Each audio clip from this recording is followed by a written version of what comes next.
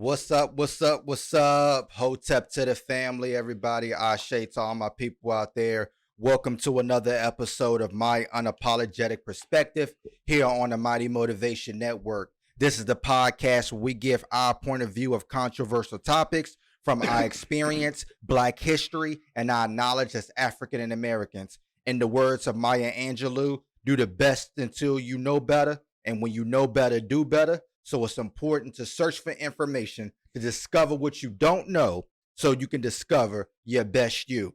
Before we get started, I want to send a rest in peace to Biz Marquis. Rest in power, great pioneer of hip hop.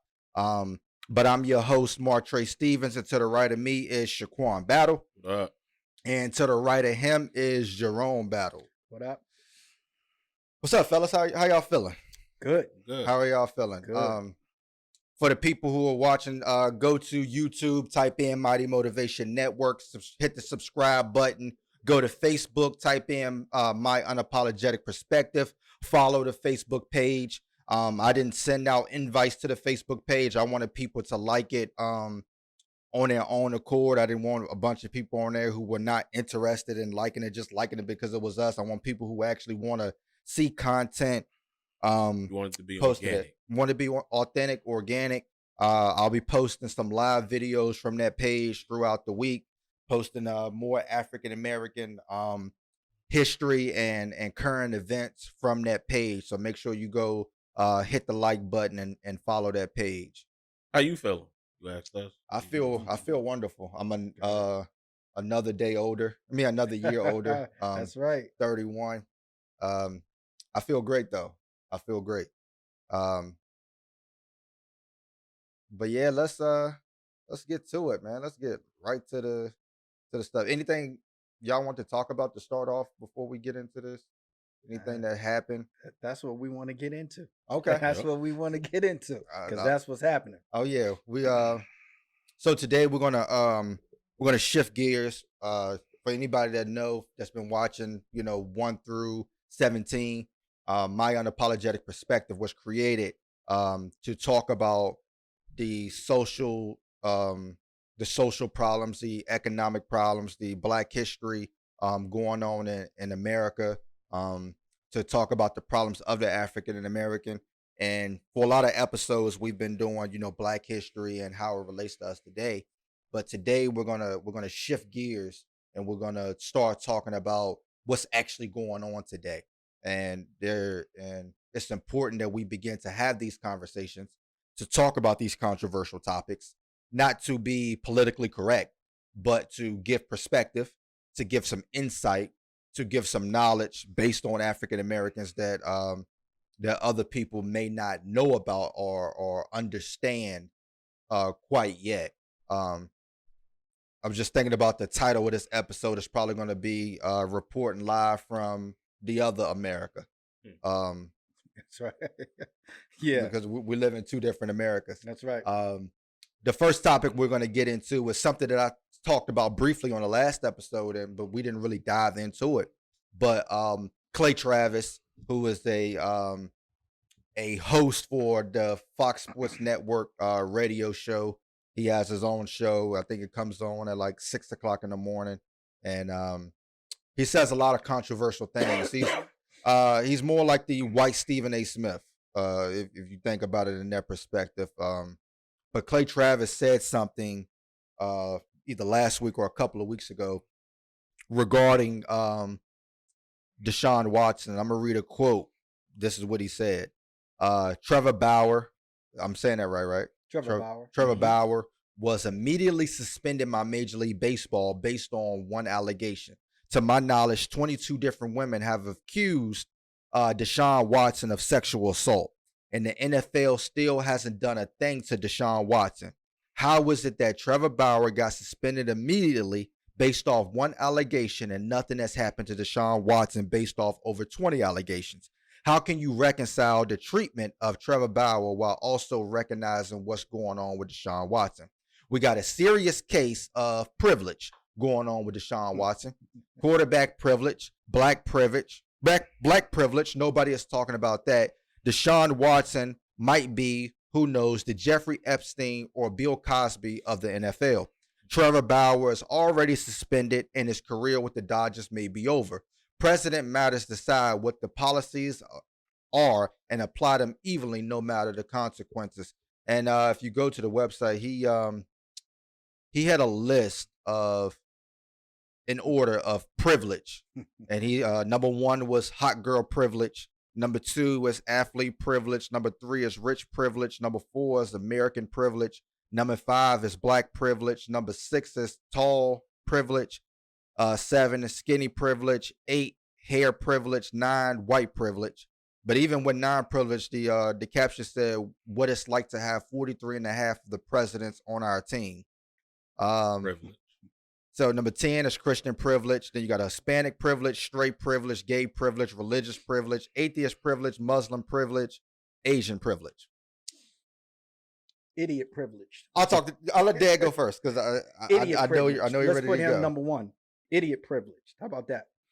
Well, I would like to say that his first 4 on his list still fall under white privilege. So if you're gonna put us number 5, that still puts white America 1, 2, 3, and 4. Right. Okay. So you can drop white privilege per se to number 9 if you want. I'm okay with that. But the other 4 would still include white America. Right.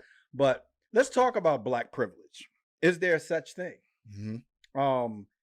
It is, but in a different aspect. And you guys know how I feel about some of these people who are what we call personalities, whether they're radio personalities or TV personalities or even street personalities. Mm-hmm. Charlemagne the God is not somebody that I would typically like to quote. However, what I do like about him is he is always gives you his unapologetic perspective. Very educated guy. And he has some experiences that gives him, in my opinion, the credence to make some of the statements that he makes. He actually wrote a book called Black Privilege. Opportunity comes to those who create it. And a lot of people may not have read the book. I'll admit, I did. I thought it was a pretty good book. And it's not black privilege in the terms of what this guy's talking about. Right.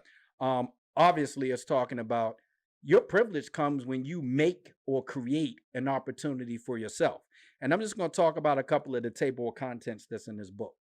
The first one, the first principle is, it's not the size of the pond, but the hustle of the fish, which means it's up to you, especially for Black America, for you to make it happen, for you to go out and make your own privilege. Number 2, PYP, pick your passion, poison, or procrastination. That's right. So you could either follow your passion, you can either poison it by sabotaging your opportunities to go forward. And that happens a lot. We talk about where professional athletes have the opportunity to make millions of dollars, but they choose to smoke weed instead. So they're sabotaging their privilege, or procrastination, which is what most people do. I'll take care. I'm gonna try it later. I'll do it later in life. I'll go back to school. How many people actually go back to school? How many people do you see on a daily basis that say, I need to get back in the gym? But they've been saying that for years, right? So procrastination. Principle number 3, pardon my language, fuck your dreams. So obviously, sometimes people have difficulty being honest with themselves. And other people cannot be honest with them because then they're considered insensitive or disrespectful. One of the things that Charlemagne talked about is he wanted to be a rapper and he was working the job and his manager came in and said, look, dude, fuck that dream. You ain't good enough to be a rapper. That gave him the credence to go on and do something else because that proved to him that rapping wasn't going to be his thing. So he went on and did something else to allow him to follow a different dream. You can have multiple dreams. I have them every week. I don't have the same dream every night. So you can have multiple dreams. Principle number 4, there are no losses, only lessons. Okay. So some people say, I'll take my losses. They're not really losses. Okay. I'll admit, I actually thought my divorce was a loss at one point. It's not. It's a lesson that I can use to go into my next relationship. Okay. Absolutely. Principle number 5, put the weed in the bag. Now, for those that hustle, you know what that means. You can't sell the product until you package the product. Right? What that only means is you can't skip processes. You have to have processes. So you follow the processes to be able to do or achieve whatever it is you want to achieve. Principle 6, live your truth. Mhm. Your dream, ain't nobody else's. So if you can't find people, which is difficult to do, not everybody's going to see your vision. You have to find people that can help you live your dream. But it's all on you. Mhm. You have to convince them, why should I buy into your dream, your vision? Principle 7, give people the credit they deserve for being stupid. And that's what we're doing here today. Okay? We're gonna give you the credit that you deserve for being stupid. Now, I'm not saying that it goes without merit. He probably has his reasons in believing what he does, but you have a responsibility when you're in media Yeah. to do your research Mhm. and give us some real information from multiple perspectives Mhm. before you just make those kind of statements. And I haven't seen where he's done that. Why? Because he can't. Mhm. Principle 8, access your Black privilege, which is 1 through 7, creating your own opportunities. Mhm. So that's the Black privilege. Now, does everybody have that privilege? White America has that privilege from day one just by being white. Mhm. Go try to get a loan, and we can prove that theory. Go try to buy a home in a certain neighborhood. We can prove that theory. I don't advise this, but look at a couple of people that's been in trouble. Look at white people for the same crime as a Black person Mhm. and see what justice is done in both situations. Mhm. So Black privilege is not in the sense that we're hearing this guy talk about, but in a different sense that we have to create our opportunity, Mhm. own it, do what you need to do to make it happen for yourself. That's your privilege. Mhm. You have the right to do that. You have the pursuit of happiness to do that, just Mhm. like anybody else. It's part of your constitutional rights. Mhm. So, For me, when I break down white privilege, it's doing something without having to think about the freedom that you have to do so that others don't have, living under the same rights that you have. So I don't have the privilege as an African American to walk in a store and not be followed. I actually expect it. that's right. I don't have the privilege to not panic whenever the police stop me over for something that's supposed to be traffic, to say this thing could go left or right. Right. Real quick. Well, I'm not just thinking about the traffic ticket. I'm thinking about the escalated situation that could happen. Right. I don't have the privilege to learn about true history, true American history, true Black history, because we don't control the educational system. I don't have that privilege to be able to expect my kid to go to school and learn about her culture, her Black side of her culture, her history, all of those things. I don't have that. So when you think about racism, most people think racism is calling you the N-word. That's right. That's just being discriminatory. Racism is an action. So the reason why a lot of white people call you the N-word, because it's an action to try to control you. A lot of people use it as the last means. If the argument goes left, the last statement is, oh, you a nigga. That's right. The nigga is to control you, to say you're beneath me, so you're wrong. That is a control factor. It is an action that is placed upon the Black man. So if the Black man is in no position to control white people, then Black people cannot be considered racist. I could call you a cracker, a honky, or whatever the case may be. But if I'm not in a position to control you financially, to control you economically, to control you socially, then I don't have any power to create racism, because racism is an action. It is white supremacy used to control Black people. So if I don't have the control, then racism does not exist. That's right. Black rights, when the laws are placed to protect Black rights, it's called treason. When laws are created to protect white supremacy, it's called patriotism. That's right. That is the difference between the American way and the other America that we live in. Anyone that says Black privilege exists in the terms of the way Clay Travis was trying to narrate it is unaware of history, which is why this podcast is placed, why we use the word chronology of history, because to understand present day, you have to go back to what caused and the effect of it that led up to it.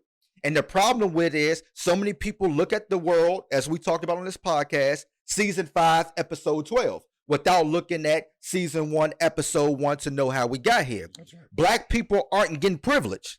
Black people are just being afforded the equality that white people have been getting the whole time. Right. So when white supremacy see black people getting the equality, now we're saying our supremacy is being subjected or being challenged because now they're getting the same treatment as we getting. With Deshaun Watson, and he's not even getting this treatment, but let's just throw Bill Cosby out there. What Bill Cosby is being awarded due to the prosecution dropped the ball is something that's been happening in white America from the beginning of time. That's right. So this is not nothing new for white America. It's something new for black people. And when white people see it, they say, oh, you got it too. No, this is one case out of a billion. Right. That's not black privilege. That's called getting the same rights that you've been getting this entire time.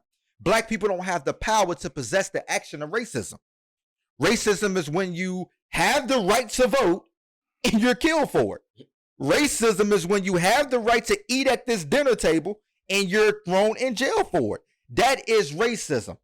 Racism is when laws are placed into motion by the powers that be to deny access to people according to their skin color or their beliefs. That's right. That is true discrimination. Privilege is when you have to. White America has never in the history had to march just to get somebody arrested who killed somebody on camera. That's right. And the video has been circling. You cannot tell me that white privilege does not exist because white people have never had to do that. That's right. Black people, if black people had privilege, we would never had to march to try to get somebody arrested when we seen the footage.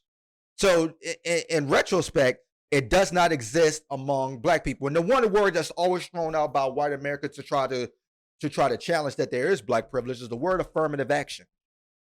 But when people talk about affirmative action, you have to do your research to understand why it even exists. That's right. So the fact that it merely exists to say black people have to be interviewed for the job, black people have to be considered for the job, black people have to be taken into consideration. It's placed into position because without affirmative action, the white supremacy can control every economic base, every social structure. All the control in the world goes to white supremacy. Only thing affirmative action does is consider a black person. That's it. That's all you have to do is consider them. Consider. You don't have And to white hire people them. get mad and say, well, he got the job because he's black. No, he got the job because the quota says that you have to hire or consider a black person, and you have to do your research to understand why does that even exist.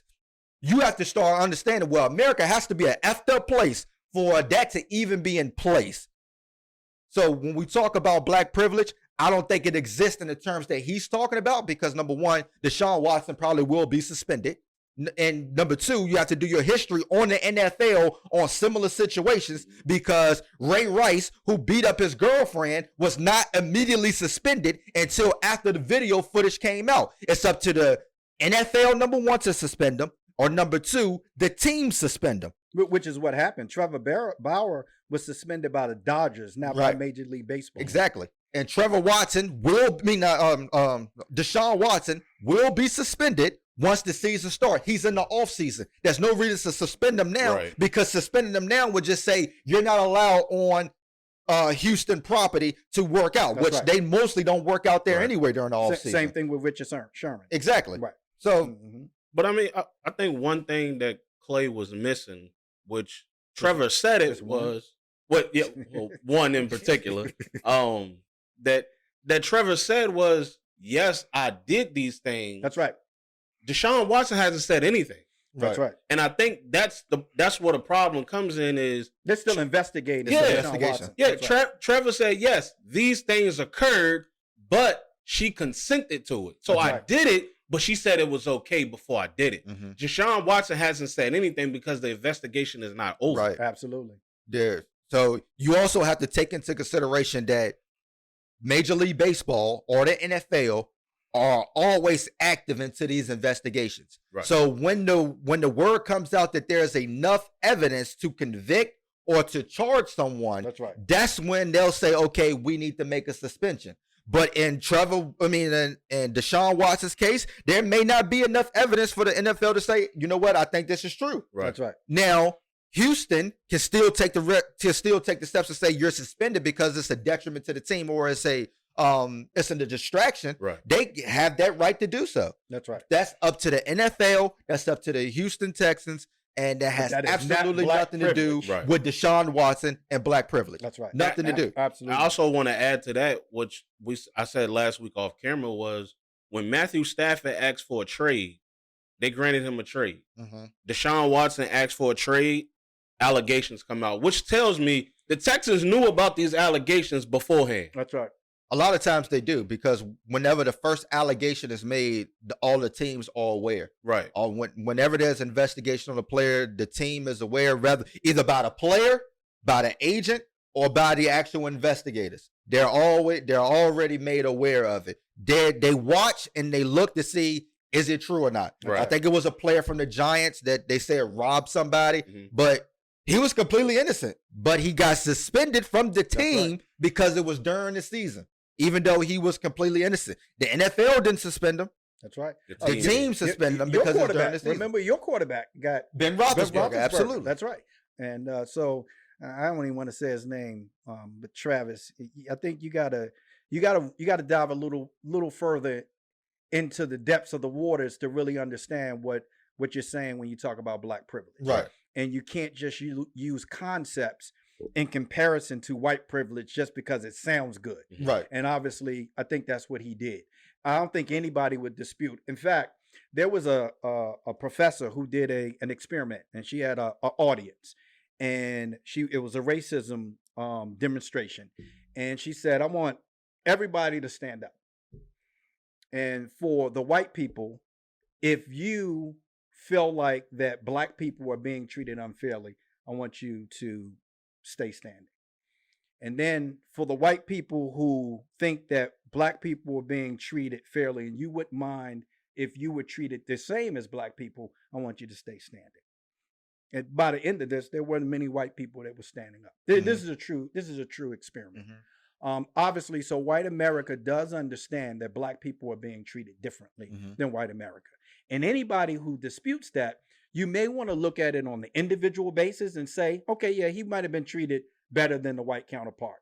But when we talk about this, we're talking about in whole. Right. We're talking about in mass numbers.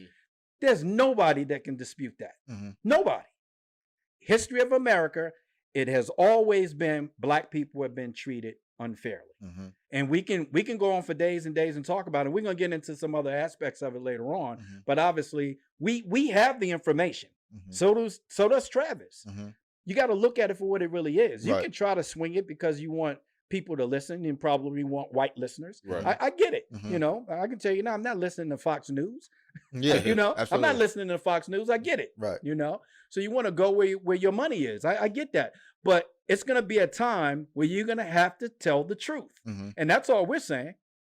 I'm not even saying I respect your perspective. Right. I'm just saying I understand. Right. But at some point, you're going to have to tell the truth. And I think you have to be careful, not just Clay Travis, but other people, because I used to listen to Clay Travis's show, and his main points was targeted towards ESPN. So this is a Fox versus ESPN thing. Yeah. Because if you looked at ESPN during the time, you had everybody was speaking on social injustice. They were bringing up certain things, and the Fox commentators, and particularly Jamel Hill. right? So the commentators was looking at it as saying that you're trying to control a narrative. So Clay Travis started doing the total opposite, playing devil's advocate on Fox. That's right. Towards what the black people were doing on ESPN. But you have to be careful when you say stuff like this because you're trying to lead an audience. That's right. Because Stephen A. Smith says a lot of dumb stuff sometimes to where it has nothing to do with racism. Yeah, just the last 2 weeks. Yeah, so you have to be careful when you throw those stuff out there because you want to control a narrative. You want people to click your stuff. And Clay Travis, if you ever listen to his show, when callers call in and disagree with him, he hangs up on them or he talks over them. So when you have that type of person who wants to control the narrative, because it is his show, he has the right to do whatever he want to do. That's right. But you can't try to control a narrative without knowing the truth and history behind certain facts, because what he said was absolutely inaccurate. Right. Just the list that he had with hot girl privilege. It was, who else can get filthy rich without doing anything other than being born? And in parentheses, it said, I mean, leaving aside rich white people who inherit money. I'm telling you, the guy already hit it on the head when he lists the first four on the list. The first four on the list tells you that it's white America that is privileged. Because it doesn't say, leaving aside rich, white, and black people who inherit money. It was white people who inherit money. He's telling you that the list starts at white America, right, and it ends at white America. And the last sentence of that privilege, it says that's the very definition of privilege. Absolutely. Right after he said, leaving aside rich white people who inherit money. Absolutely. Yeah, and that just it's really coming across. Rachel Nichols is the perfect example.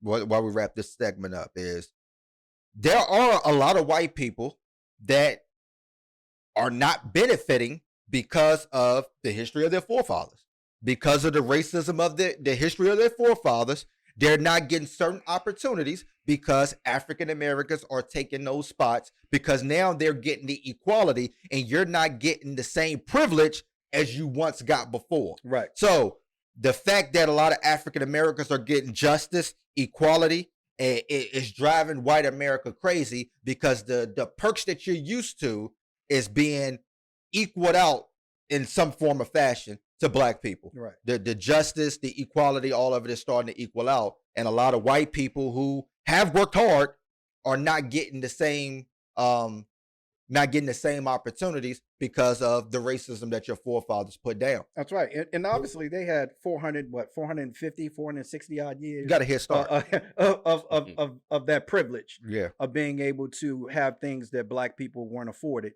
But at the same time, let's use the case of Rachel Nichols. So the thing is, yeah, even with affirmative action, you could say you have to consider a black person, right? But when you hire that black person, they had to have some credentials. Yeah. They had to have something to say this person is qualified for the position. So it's not like they're given the position because they're black. Right. That could be secondary. Right. The person is qualified, and oh, by the way, they're black. They're black. So they don't see the qualifications. You don't see the qualifications. Right. You see it as just they're putting a black person there, right? But they're qualified. Yep. So you have to be qualified first to be considered for the position. And hopefully, if the company wants to stay in business, that person is qualified for the position as well. And they don't want to give us the benefit of the doubt in saying that black people can be equally qualified. Once again, that is a form of not only white privilege, but racism. Right. By saying that this black person is not qualified. Not because they're not qualified, but because they're black. Right. So again, racism still exists and it's in your face every day, all day long. We just don't see it that way. But guess who does? They do. They see it that way. So we have to in turn start thinking outside the box and understand when we're being discriminated against. Right. And I think this is a great example. Even though she got the position, she was still being discriminated against because people are still thinking that she got the job only because she's black and she's not qualified. Right. She deserves it as well. Right. Absolutely. Last thing before we go to a quick commercial break on that point, when you start thinking about affirmative action, and when it comes down to maybe a black person getting a manager position or a white person getting a manager position, you also have to understand the employees. So when you get a black manager in a position, their communication style will be able to talk to African American employees that certain white people are not able to do. So having a black person in a position is actually can be helpful in a lot of places because they can be able to communicate to white coworkers that that other people cannot be able to do. Right. We're going to take a quick commercial break. We'll be right back. And we are back. Go to YouTube, type in the Mighty Motivation Network, subscribe to the channel. Go to Facebook, type in My Unapologetic Perspective, hit the like button, and follow the content. We're going to transition to, we talked about it briefly before, which is boycotting the Olympics. Through the Miss Richardson's case, a lot of people came out and said, including me, that you could possibly boycott the Olympics to create change.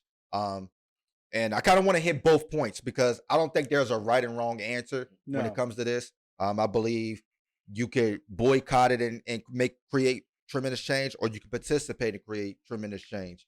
But I think we have to be knowledgeable. I'm not taking back my statement, but we can be more aware or and showing more gratitude to the athletes who actually have been training for this for a long time and deserve their opportunity. Been waiting for this moment for a lifetime.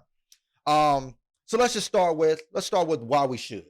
Let's start with, if we boycotted the Olympics, what can we expect to happen, or what do we want to happen if we were to boycott the Olympics? That's a tough question, because that wouldn't be my perspective.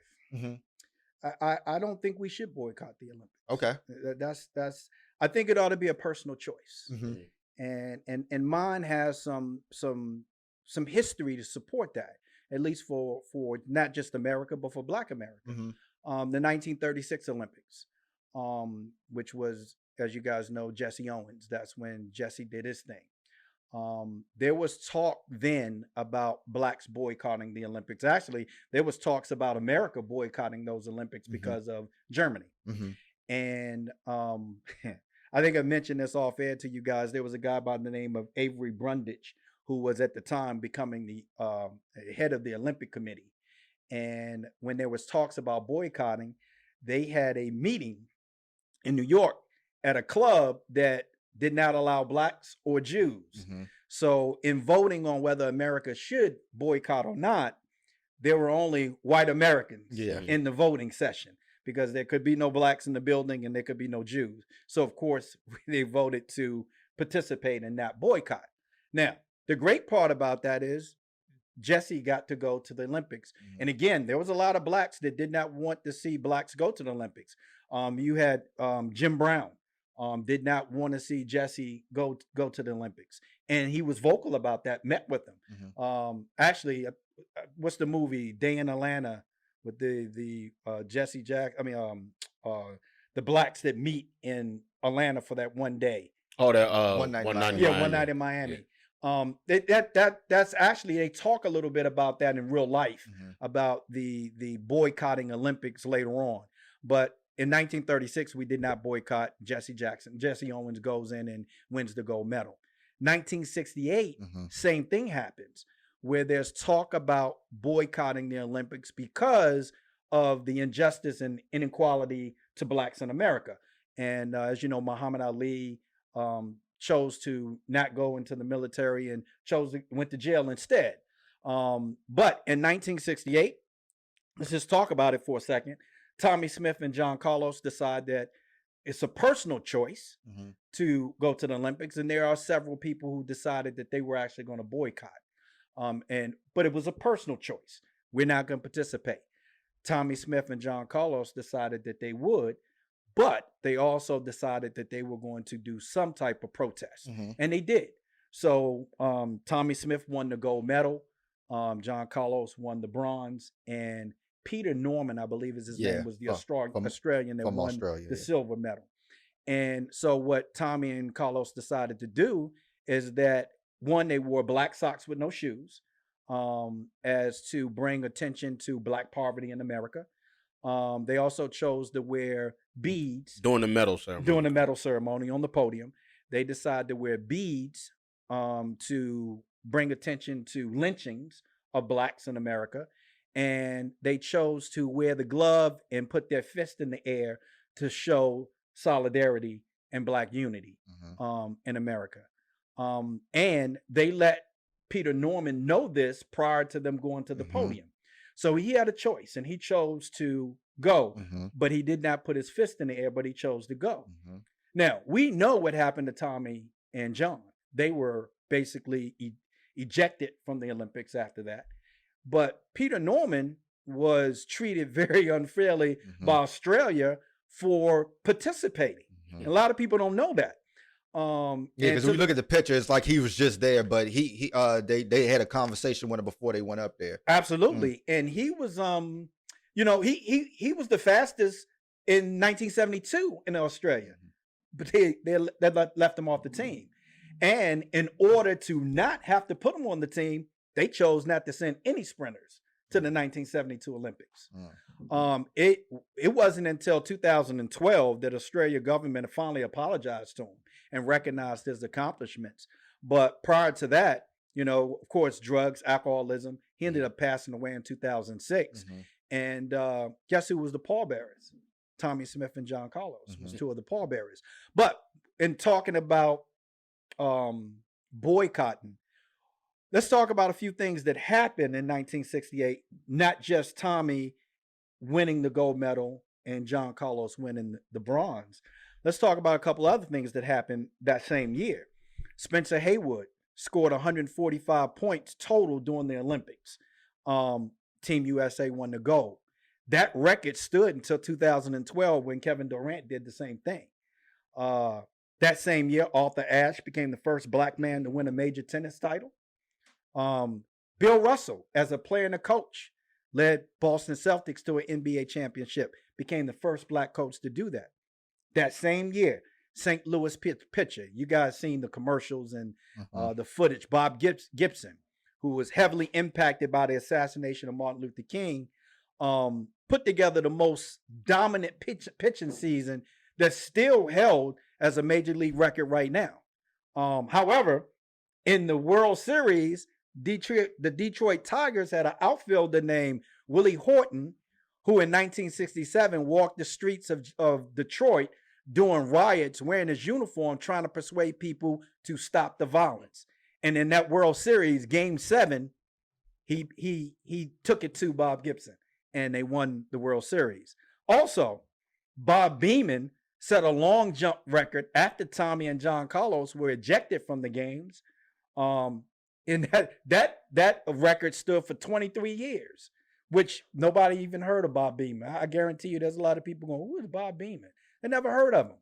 Also, George Foreman won the gold medal that same year by beating who was nicknamed the Cold War Clash. He was the Soviet Union's boxer that George Foreman beat. Also, Jim Hines. Have you guys ever heard of Jim Hines? Jim Hines, who was black, was the first man to officially break the 10-second barrier in the 100 meters and won the gold medal that same year, 1968, that nobody's ever heard of. There was a few people who elected to not participate in 1968, but guess what? Very few people know the names of those people. Yeah, absolutely. So when we talk about boycotting, and also let me say this, there was somebody who boycotted the 1968 Olympics that everybody's going to know. Lou Alcindor, a.k.a.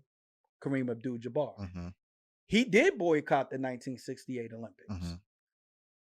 Very few people know that. Right. So boycotting the Olympics only hurts the athletes, in my opinion. It is not going to get what you think.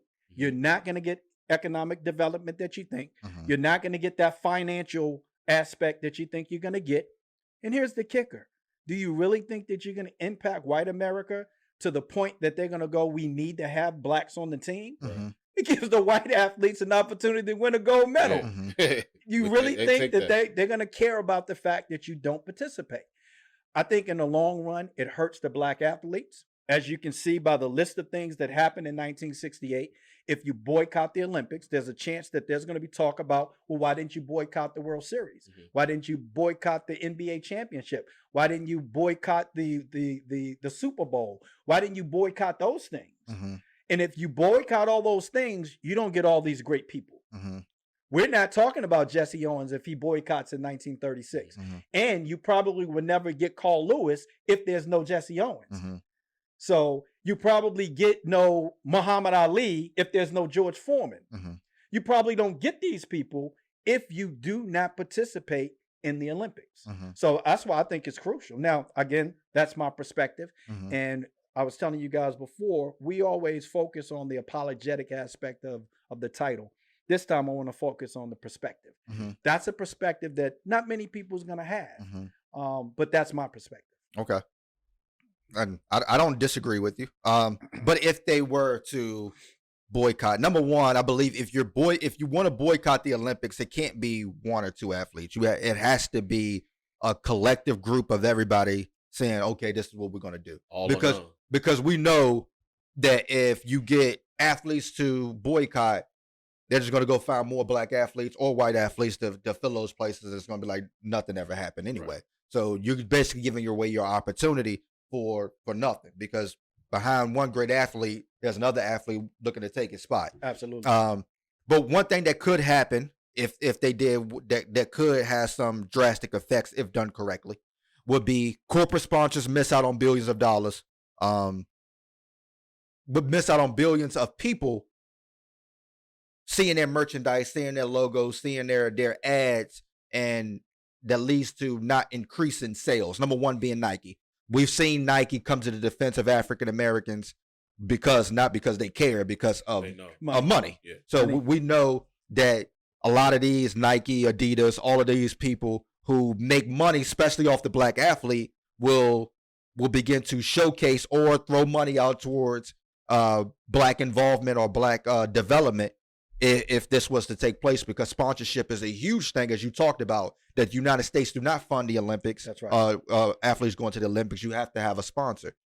The second thing is television miss out on ratings with the major athletes not being present. Like we talked about on this podcast, most people are only going to turn their television on to watch the major events of the major athletes that they're looking to see.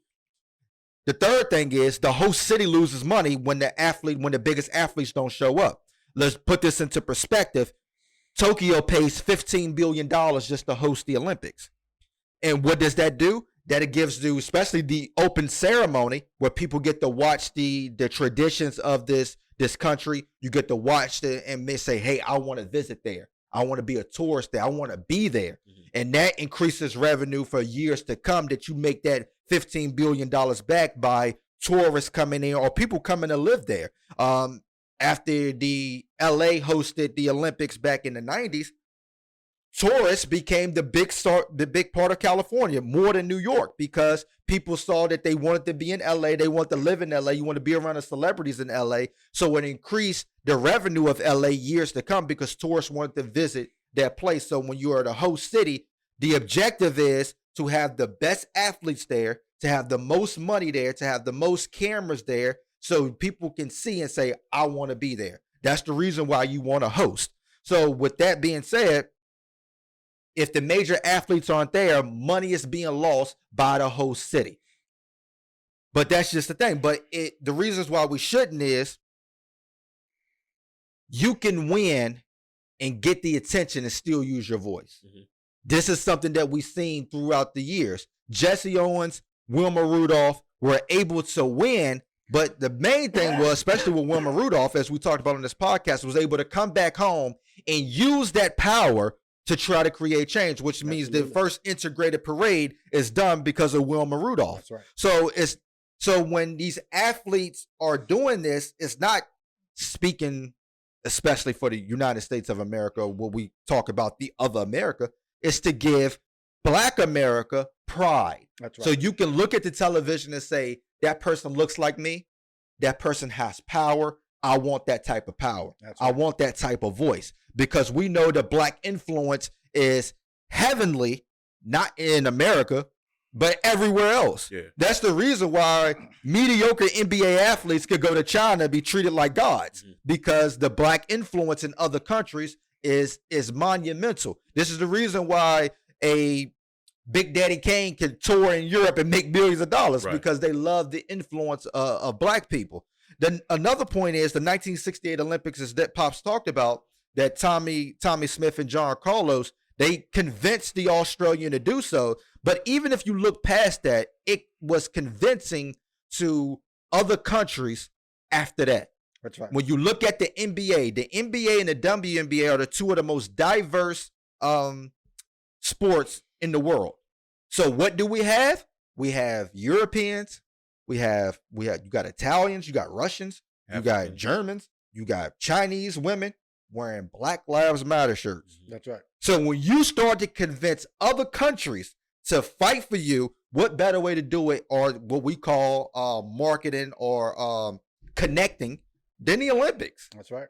When you begin to connect with these athletes, and you can, if you want to take the Malcolm X approach, why hit America, bag America, when we go to these other countries to create allies? That's right. So when you talk about athletes going to Tokyo, you can go create allies over there that you cannot create in America to fight for your stance here.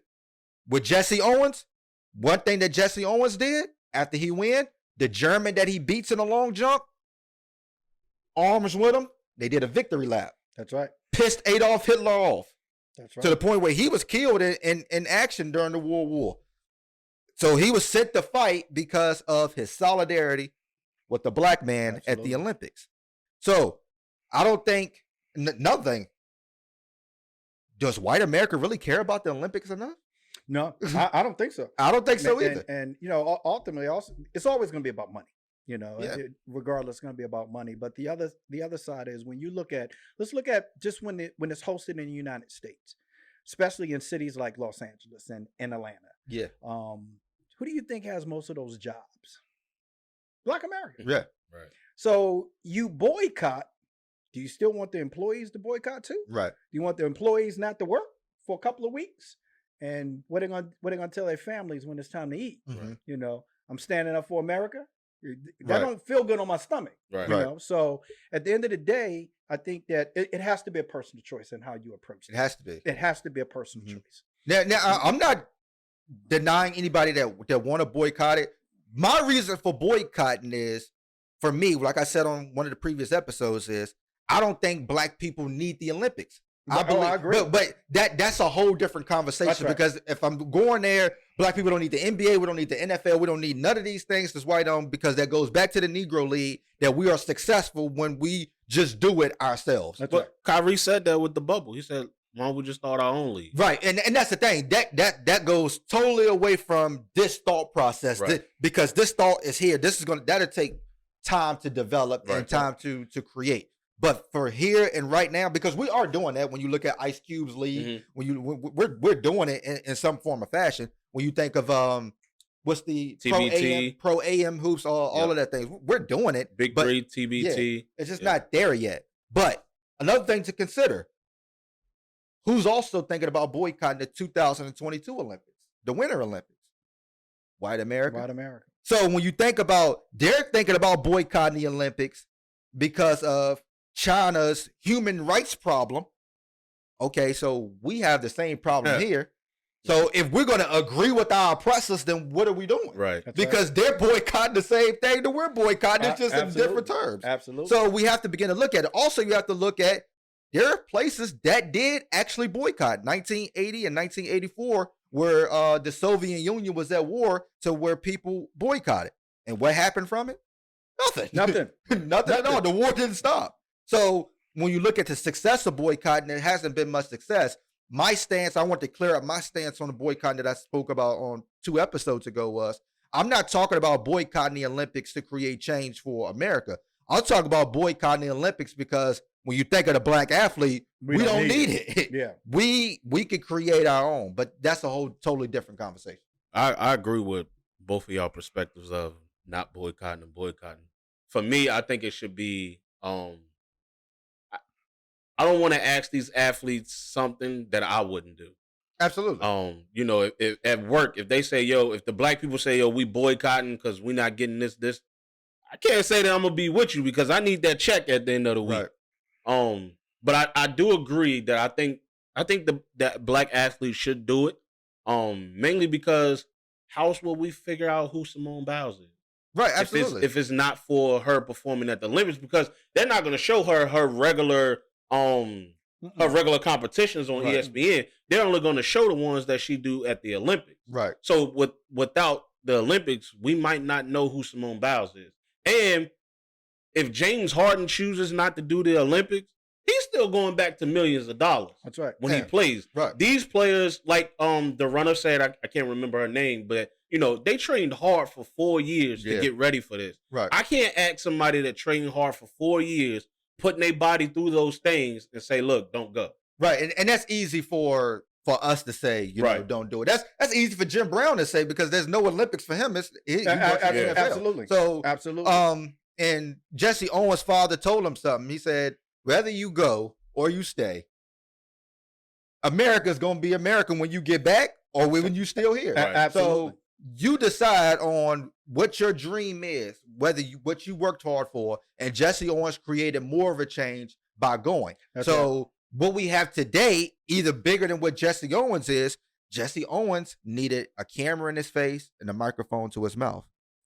We don't need that anymore. You got that. We have social media. You are your own platform. You have that platform. So once you go and you create a name for yourself, like Miss Richardson just did, created a name for herself. You get a following. Now use your platform. Now you use your platform. Now you use it. That's right. So, and I also think that if the black athletes are going, the black athletes that's not should support the ones that's going. Like Sha'Carri should support the runner that came out and said, no, we shouldn't boycott. Right. Support us. I think using your platform to support these other runners, these other swimmers, and all of those things. So. And I'm like, babe, because I'm thinking, what better opportunity, what bigger platform are you going to have, especially as a U.S. sprinter, to showcase your talent, 1, 2, but be that billboard for Black Lives Matter, because we know they're going to do something. Right. We know they're going to do something. It's almost to the point where, I don't know if you guys ever saw the documentary on the 1968 Olympics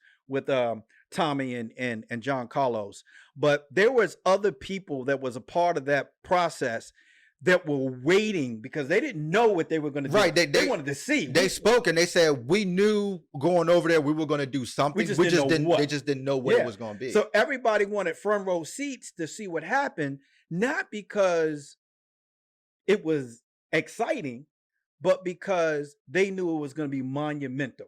It was going to be historic. And hopefully it was going to bring forth change. Something that Peter Norman said, who was the Australian runner that won the silver medal. He said he was the fastest runner in life, only to become a part of something that was so much bigger. Now, This is a guy who suffered because all he did was take the podium. He did that, and he continued activism after that. Absolutely. So he became an activist. And he lived a tough life because of it. He was ridiculed because of it.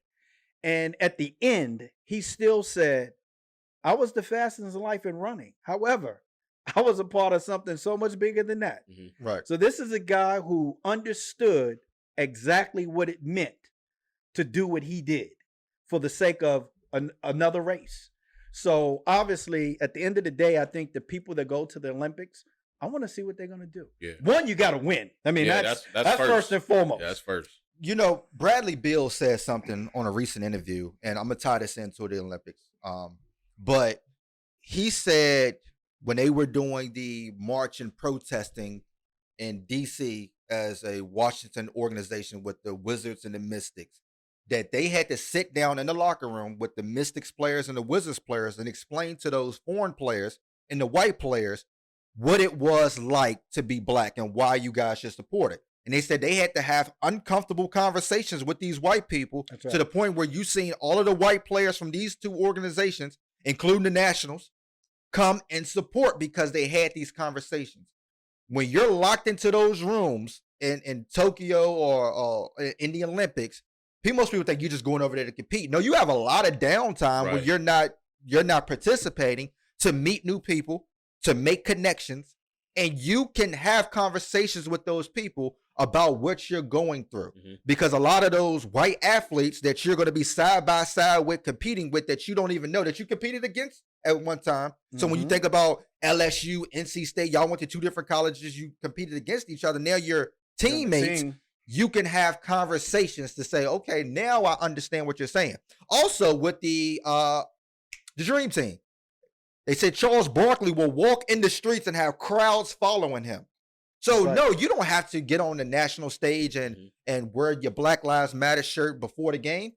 No, you're in the streets in those countries to where you can have conversations and dialogues with people and make connections to help you in America. When you talk about what Malcolm X was attempting to do before he was murdered, he was attempting to make those allies and connections outside of America to make America aware that you're not the power that you think you are. Because now we have these allies. The same way you butt your nose in everybody else's business, they're going to butt their nose in our business. Yeah, because obviously that's what you really would want. Is you really would want the United States to be the host of the Olympics, and every other country boycott the Olympics because of the injustice and inequality being done in America. That's the boycott you want. Which we talk about the LA riots, because when they had the games in LA, America was nice as hell to black people. That's right. And then as soon as they left, you start killing black that's people. Right. So that would make the biggest impact of all, is if that was to happen. And the other thing is, not Malcolm X wasn't just looking to do that globally with other countries, but even within our own country. Remember the white student that stopped him and said, "Hey, I'm a white American. What can I do to help?" And he said nothing. Mhm. And then later on, he thought about it and was like, if he had that opportunity to talk to her again, he would tell her, "Go back to your community. Go back to your household, your friends and family, your coworkers, people in your neighborhood, and talk about the injustice and the inequality. Mhm. Have them listen to you about what's going on in America with Black America." Mhm. We're going to take a quick commercial break. We'll be right back.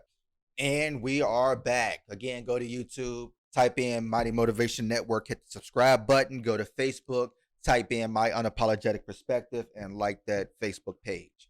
We're going to continue right along. Again, on the last episode, we talked about this briefly, which was the African American studies that is being incorporated by Governor Northam into certain Virginia counties. Not every Virginia county is incorporating this African American studies, but there are counties that are incorporating a optional, again, I'm gonna use that word again, optional African American studies course into their curriculum. That's separate from the U.S. history mandatory course that is tested for the SOLs. So one of the questions that I have for you, Pops, what do you expect from this African American studies course in Bedford County? Nothing. Absolutely nothing. And here's why. Here's why I don't expect anything. The curriculum, in my opinion, my perspective, not going to apologize for it, was devised to put blacks in American history in a certain perspective, right? They want to depict us as slaves throughout the history of America, Mm-hmm. and insubordinate, inferior, Mm-hmm. Instead of just being the minority, right? So there is a difference between being the minority and being all those other things that I just named. And what American history portrays us as all those other things, not just minorities. We didn't become the minorities until civil rights. Prior to that, we were all those other things. Mm-hmm. Problem you can add to the list of things they considered us to be problems. And I think that any curriculum that's going to be considered optional continues to divide us, in the sense that they're not only teaching blacks, but they're teaching white kids blacks' place in history.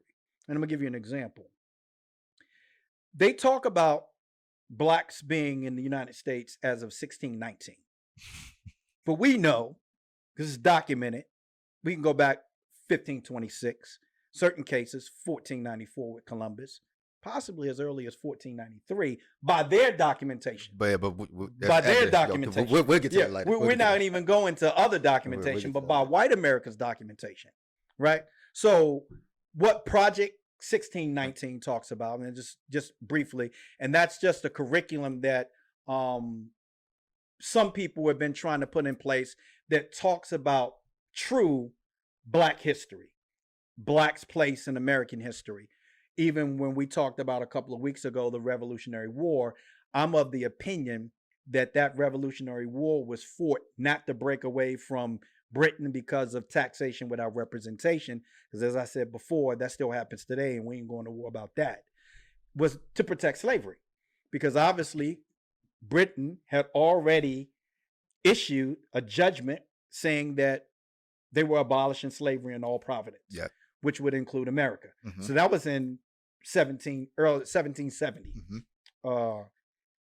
Not long after that, information got back to the United States that said, hey, we got to do something, because if they abolish slavery, that's going to kill our network, our industry, our economical development, our financial institutions. So we go to war. Now, that's my perspective, that war was particularly fought for slavery. And that's evidence to evidence. It, right. So when you don't talk about that in that sense, and you talk about it in terms of that was for us to break away from Britain, that makes white America feel like it incorporates everybody. So we talk about Black Lives Matter. They combat that by saying all lives matter. Yeah. Well, the Revolutionary War was for all Americans. That's what they want you to believe when they teach you this in school. But that's not true. Mm-hmm. It was for white America. Mm-hmm. Why do I say that? Is because after the Revolutionary War, we continued to be slaves Mm-hmm. for almost 100 years. Mm-hmm. That's why. So there's proof that the Revolutionary War was about slavery. Now I'm going to keep going. In accord with that, there's also the concept you hear, critical race theory, which, just so people can understand, that's not a new concept or a new approach. 1970 was when that was devised. And that's just a approach to challenging mainstream America's narrative about race, discrimination, injustice, and inequality in America. The theory was devised in the 1970s, which simply examines and questions the legal issues primarily related to race and racism in the U.S. So we're going to talk about a little bit about what I mean. Most people don't realize that we had the right to vote in 1870. Yeah. 15th Amendment. 15th Amendment gave us the right to vote in 1870. It did. Black men. Black men gave us the right to vote. However, we did not vote until the Civil Rights Movement, until the bill was passed in 1966. So for almost 100 years again, we had the right to vote, but we weren't allowed to. Right. Why don't they teach you that in school? Because the narrative is we have a certain place for blacks in American history. Yeah. We don't want to change that narrative. Yeah. Most people think that we gained our right to vote in 1968. Absolutely, when we did not. Yeah. We gained that right to vote in 1870 with the 15th Amendment, but we could not practice it. But they don't want to teach you that in the school. So when you hear about civil rights, I hear people often say, and I've actually heard kids say, yeah, Martin Luther King fought for our civil rights. He fought for us to have the right to vote. No, he didn't. He fought for us to have the right to practice the right to vote. We already had the right to vote. The right was there. The right was already there. So a lot of people don't know that. So the narrative is to keep blacks in a certain position in our history. And white people view us that way. Not just us. So we view us that way too. But white America views us a certain way and they don't want to change that narrative.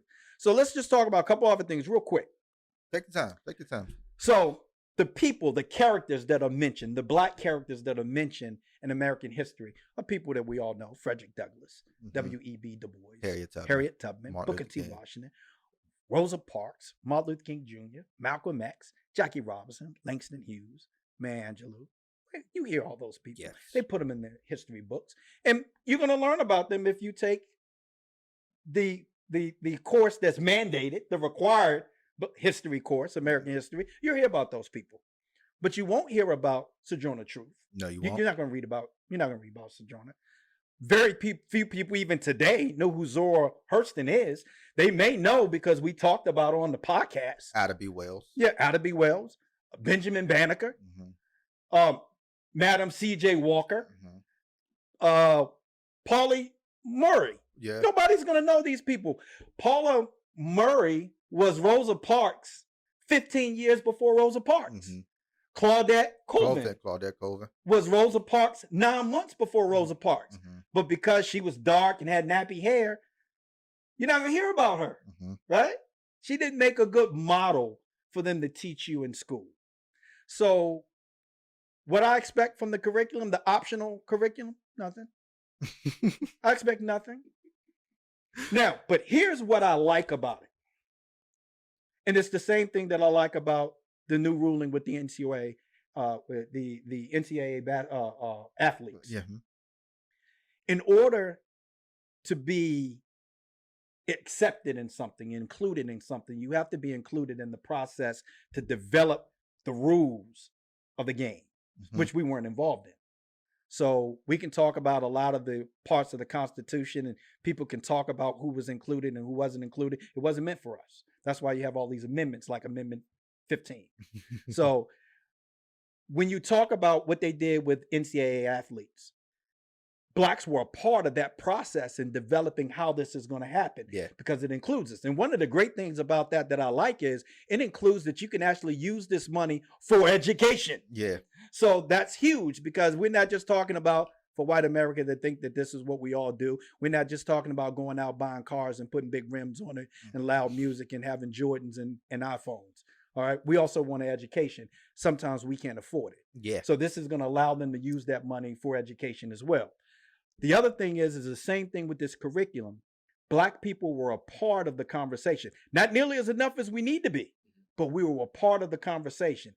Now we have their ear. We got to do something with it. So that's what I expect, is us to look at this and go, it's not enough.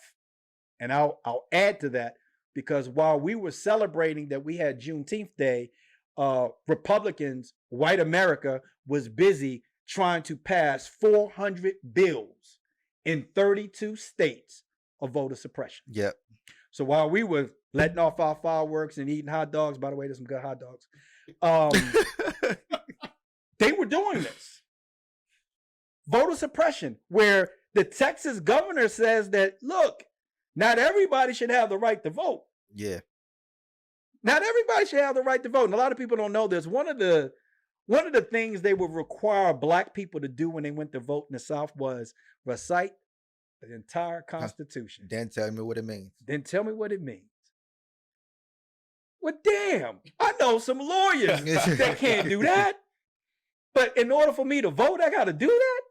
And even if it ain't true, if that's just the narrative coming out in a particular area, most Black people ain't going down there to vote. I can't even spell Constitution, is what some people would be thinking. I can't even spell it. I got to go down there and recite it. That's why reading, being able to read, and all these other things came into place for you to do. Absolutely. So once again, I say for Black people with this curriculum, get involved. The only way to make change is you have to be involved in the process. We're involved in the process. We can't stop that. That's what I expect from the curriculum, is that it's going to get people involved. For me, I fully expect out of this, I fully expect the what and the who without teaching the why and the how. Say that again. I fully expect the what and the who without teaching the why and the how. And I say that because understand that this is not an SOL course, which means it's up to the teacher's discretion on what to cover, how to cover it, and how much of it to cover. So you can give me a curriculum of an optional course, but being that it's not mandatory for the SOLs, which means I can put this however I want to put it. I can spend as much time on it as long as I cover what's in here, I can do whatever I want to do. That's right. So with that being said, it's going to bring some light to some powerful African-American names. As you said, it's going to go from 5 sentences that we normally get in the U.S. history book to maybe a couple of pages. It's going to talk about some world-changing African-American events, some historical accomplishments. They're going to talk about the Harlem Hellfighters. They're going to talk about all those stuff that we've been talking about on this podcast. They're going to bring they're going to talk about the Brown versus Board of Education passed down. They're going to talk about civil rights. They're going to cover those things. But it will be very clear not to affect what you learn in the other history class. So we're going to talk about this. But it ain't going to contradict what you already learned. But it's not going to stain what you learned in that history class. Right. That's right. So we'll talk about slavery in here, guys. But we're not going to talk about George Washington owning slaves. We're not going to talk about Thomas Jefferson owning the slaves, because that's going to stain what you learn over here. That's right. That's what we're not going to do. So this course will not correct history. It will only separate and include African-American accomplishments. Also, what this class will not do, it's not going to tell us why some of these things occurred. Like you said, it's going to talk about Blacks not being able to vote, but it's not going to talk about why they weren't able to vote. Right. It's not going to talk about the practices that was put in place by white supremacy to keep them to vote. So again, we'll tell you about it, but it can't affect what happens over here. Because if we talk about why you weren't able to vote, you have to talk about all of these other people. We don't want to do that. We don't want to do that. So we'll talk about the Civil War, We can't exactly tell you what it's about because it's going to talk about how it was not about slaves. It's about money. We can't talk about that. Can't talk about it. So one thing, and I did a little research. So I texted a couple of teachers, African-American teachers that teach. I'm not going to say their names, but I know they're listening. Thank y'all for the information. And they said, I don't expect nothing from it. Because number one, I asked one of the people, I said, what would be the criteria to be able to teach it? He said, the only thing you have to do is probably be a teacher when it comes to history. So whether you teach U.S. history, world history, if you teach any type of social science, you'll be able to teach this course. No background in Black history at all. So I said, would they bring in somebody from the outside that may know a little bit more about African American history? But probably not. They're gonna give you the curriculum and they're gonna tell you to learn it and you'll be able to teach it. So now the concept is, can white teachers teach Black history? Now, I know some phenomenal teachers that will want to because they will want to try to get the truth out there because they agree that Black history and a lot of white history is tainted. But in order to teach Black history, you have to have a pride about it. You have to have an experience about it. You have to be passionate about it to be able to teach Black kids about something that they should be proudful about as well. And there's very little white teachers that could do that because you don't have the experience or the history about being a Black kid, nor do you see the direct correlation of your kids, your nieces, your nephews that need to know this information to be able to say this is important. Also, you have to understand the comfortability. They've done research on white teachers' comfortability with teaching just about Black people in white history classes, especially slavery. And a lot of them are not comfortable doing so. So when you're not comfortable doing something, again, you can skip over. You can not try to paint the picture to say I'm a bad person or my race is a bad people in history. So when you talk about white teachers teaching this class, how serious do they take it? And that's what they told me. They said a lot of these teachers aren't going to take it seriously. So if the teachers don't take it seriously, how can you expect the kids to take this course seriously? So they're going to talk about a lot of stuff, but again, it's not going to stain anything that's taught in the mandatory history class. Another thing you have to deal with is the burden of proof. When Racist America came up with telling the history of America, they used theories as fact. Case in point, Christopher Columbus discovered America. At one point was a fact, but it was a theory by America to say, we think he was the first person here. We think became we know, and it became a fact base that's still taught today. Now, in the same breath as we talked about it, we have evidence that before 1492, we have history from the 12th, even before the Bering Strait of the Ice Age, that there is artifacts and evidence of Africans being on this continent way before anybody else. That's right. Again, theory with evidence, but it's not facts. So it's not going to go into the curriculum, even though in their curriculum, they use theory as facts. We don't get that same thing because we don't control the narrative of the curriculum. So the excuse is it has not been proven yet. Truth changes all the time. The problem with white America is they don't want to adjust the truth. Again, case in point, when we was in school, there was 9 planets. Now there's 8 planets. That's right. In case of school, when we was in school, there was 4 oceans. Now there's 5 oceans.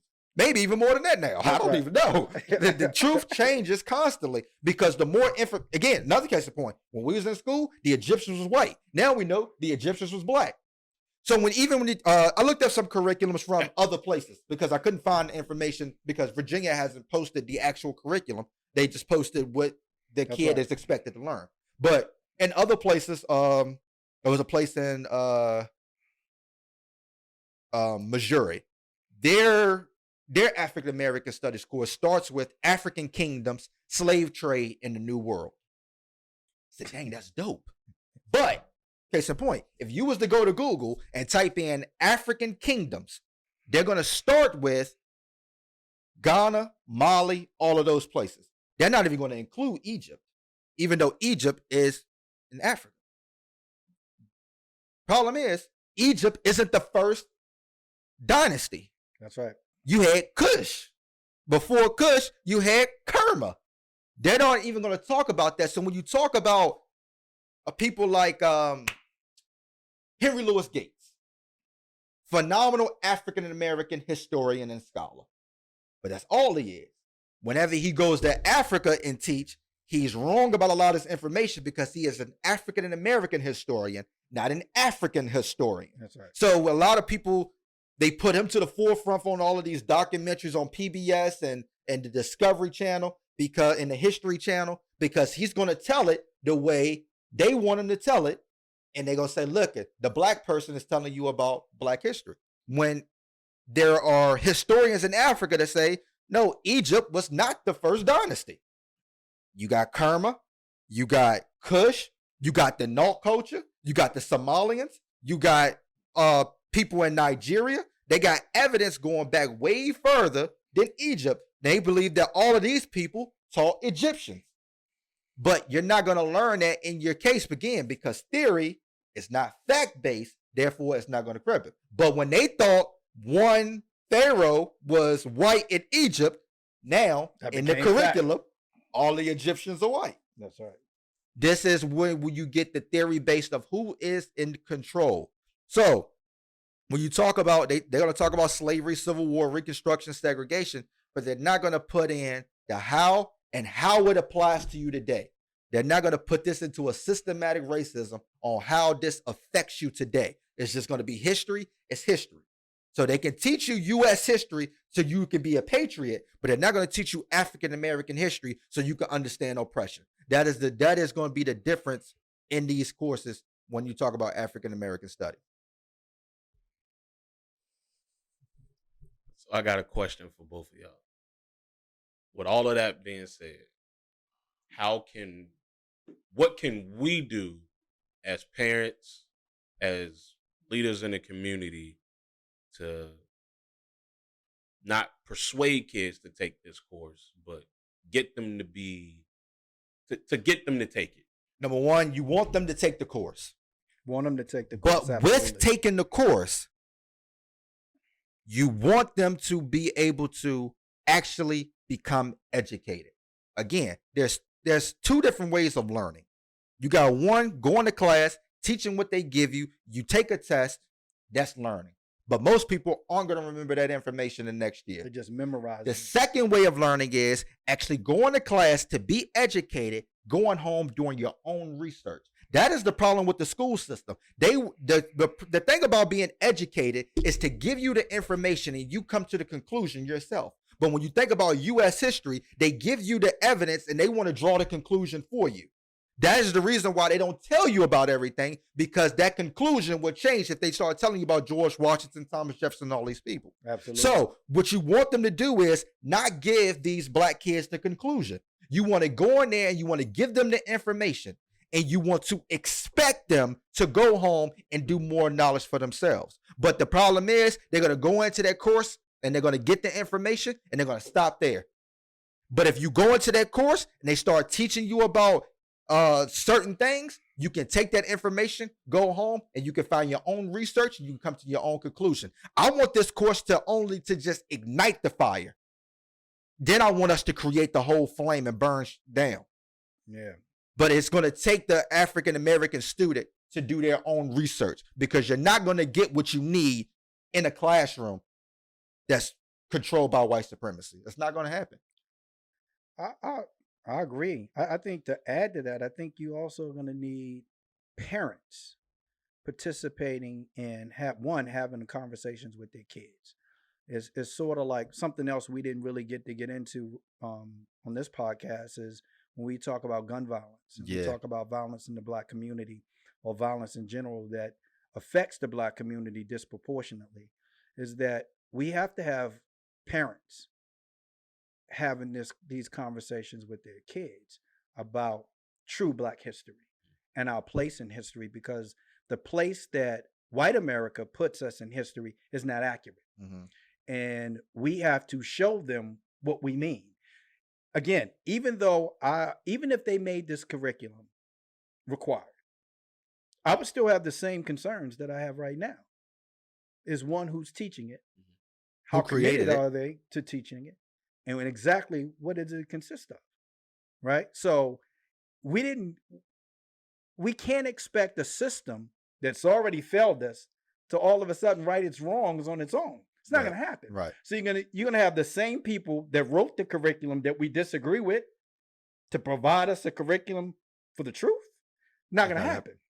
So I still think it's going to be incumbent upon the parents to start doing their work, start having the conversations with the kids, striking that conversation and discussion so that the kids are be inclined to want to do more research and more to know more about the truth about Black history. Because I've said this before, we've all said this before, there is no America without Black history. There is no American history without Black history. And we need to be the ones at the forefront having that conversation with our kids and not leaving it to the school system that has already steered us in the wrong direction. And just in closing, education never stops. We talk about parents having these conversations, but in order for parents to have conversations, they have to educate themselves. That's right. You have to be able to unlearn and relearn the truth. And there are a lot of adults out here who have means to get the information, hint, hint, this podcast. That's right. But don't want to take the time out to listen, don't want to take the time out to educate themselves. And then you want to cry about your kids not learning the truth. Even if the school system never offered it, your kids should still know the truth. Right. Absolutely. You know, my daughter's teachers tell me all the time, you know, we know that your daughter's going to know the truth. And I'll make sure Lyric don't go on there and repeat some of the stuff because I don't want to confuse the other kids because that's on them. But whether this course came or not, I know my daughter going to know.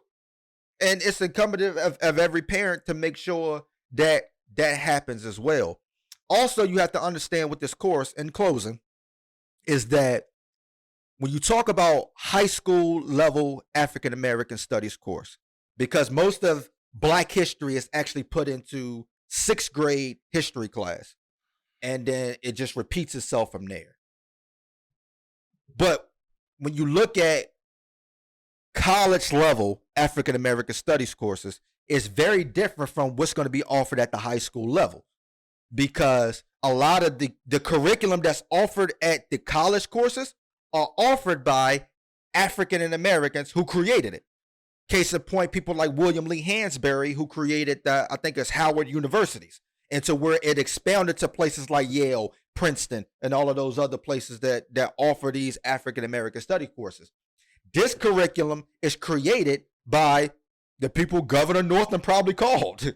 It said right. the Virginia educational base, the same people who created the narrative of racism doesn't exist, the same people who create the narrative that discrimination doesn't exist. They're even talking about how Texas is implying theirs as slavery was just a bad time during American history. That's right. When that's not true, it's built. That's what built American history. That's right. So it's all a problem. This is going to be state to state basis, which is why it needs to, like you said on the last podcast, it needs to be a federal thing, because state to state basis is going to be able to choose how they retell history from their perspective. And a lot of white people don't know the truth. So we expect them to tell us the truth. Exactly. You see in Texas where most of the textbooks, the word slavery is being taken out of. Yeah, they're trying to come up with new words to use for slavery. Words like indentured servants, which is absolutely totally different thing. Yeah. But thank everybody for tuning in. Well, I wanted to say before you close. Oh, go ahead.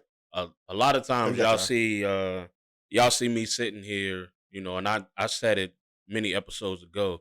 Y'all see me sitting here, and a lot of times I'm not saying nothing is because I'm learning on the spot. Mm-hmm. A lot of this information I don't know. But what y'all two have done is y'all sparked something to make me go home and research something on my own. Mm-hmm. Y'all hear me say all the time here, yo, that's crazy how I always wondered how New York people always said, I got people down south. Yeah. Well, I figured out why. Yeah. So I think us as parents, we also have to do our own research to help our kids when they do come up with these courses. Say, look, I know what they're teaching you in school, but look at this podcast. Maybe this might interest you to take other courses in school instead of advanced PE. That's right. Instead of art. When you're only taking those courses because if I go in here and do this, whether it looks good or not, I know I'm going to get an A. It's an easy A. So I think we can help the kids take these courses by educating ourselves when we're not in school. Like you said,